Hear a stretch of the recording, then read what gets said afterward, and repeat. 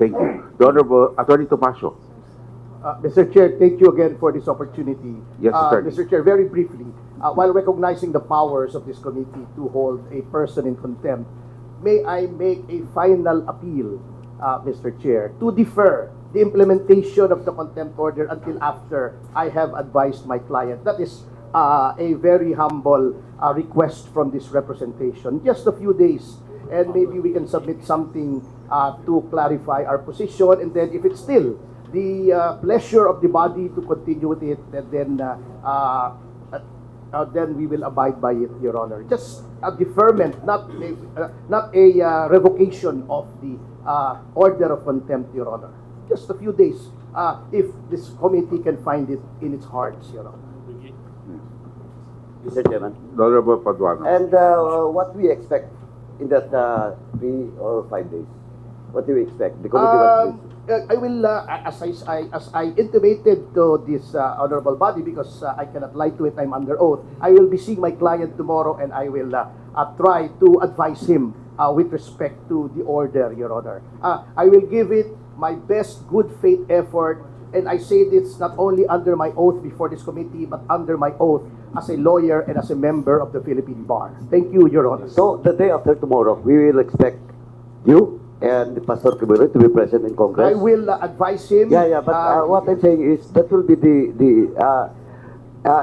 if you ask me about the consideration, that will be the requirements for us to defer. Well, of course, I cannot, with respect to that, I cannot speak for the good pastor, but Your Honor, I will be seeing him and I will be advising him accordingly, Your Honors. Attorney Tomasio, let's Yes, make this clear. What you're asking is for deferment of the action. Yes, Your Honor. Okay, so we will 5 days.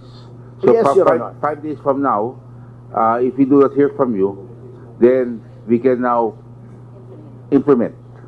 Yes, Your Honor. Whether whatever the result is, out of courtesy to the chairman, Yes.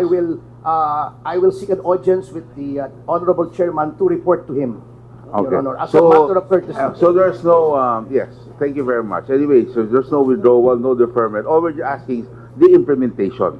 So kung pwede, we wait for 5 days, we hear from you. I think that's the request, ha? I think let's be clear as kung ano Yes, po yes, Your request Honor. nyo. Very clear to this Okay. representation, Yes. Your So, Honor. Mr. J, it will be implemented on March 18, that is Monday. Yes, Okay. yes, the March 18 will be the final. Mr. We will Chair. have to hear before March 18. The Honorable Pimentel.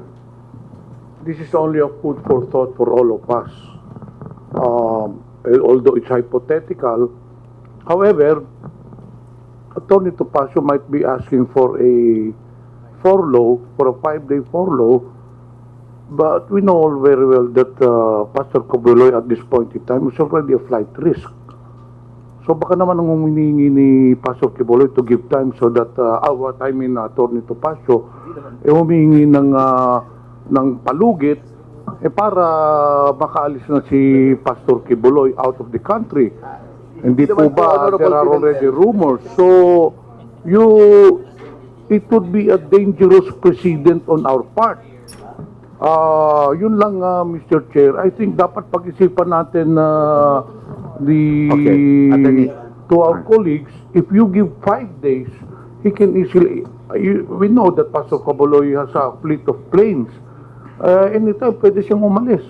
Unless, of course, that we issue or we request a whole departure order from immigration, considering that we have already issued a contempt order and there is already a request for a search warrant, or rather an arrest warrant from the Sergeant of Arms, and then there is a pending, again, subpoena or contempt from Senate. So dalawang chamber ito, Honor, hindi po natin maalis yung Attorney Tomasio that at this point in time si Pastor Kibuloy nag-iisip na rin niya na tatakas.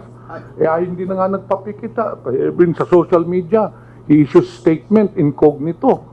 So, yun lang po ang dapat pag-isipan po natin, Mr. Chair. Attorney Tomasio, po hearing natin. Pwede po ba after your hearing tomorrow, can we hear from you? Nasa Davao po ako. I'll be back on Thursday, Your Honor. Yeah, but Mr. Chair, I can call, Your Honor. You can call us. You can call us when on Thursday. Yes, Your Honor. Today's Tuesday. Yes, Your You meet with him Wednesday. Thursday you can. Mr. Chair, but At the Attorney, latest Friday, Your Honor. I'm sorry. yes, Honorable Tony Topacio said earlier that he will be meeting with Pastor Kibuloy tomorrow. So why will we give him 5 days? Siguro pinagamulan till tomorrow. Okay, we'll give you up to Thursday. Your Fair Honor, enough. with respect to the apprehension that he will be pleading, there's already a lookout bulletin, Your Honor, issued, directed from the DOJ to the immigration. Okay, So, that's why. and this- And maybe we can also say that if he wanted to really leave, he would have left yes, already. actually, Your Honor, I was about to say that. Thank you, Your Honor. Okay. Your Honor, could you give me at least until Friday? Okay, we will give you the deadline with the permission of the move-on and those that have seconded. Do you have any objections to giving him up to Friday? If there are none, then therefore your request is granted that the implementation will commence after Friday. On Friday. I will personally call on the Honorable Chairman to report. Yes, and if you wish to write the committee a letter, to you may feel free to do so. I thank you, Your And Honor. if you can do it earlier than Friday, it will be much appreciated. Yes, not later than Friday. Yes. It would be earlier, Your Honor. Yes. Thank you very much. We Okay. appreciate the gesture of the committee, Your Honor. Okay. Thank you very much. Okay.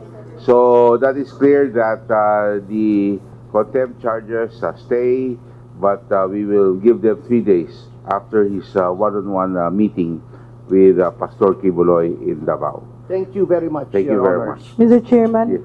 I move to adjourn. There's a motion to adjourn, duly seconded. The chair in objection. This session is adjourned.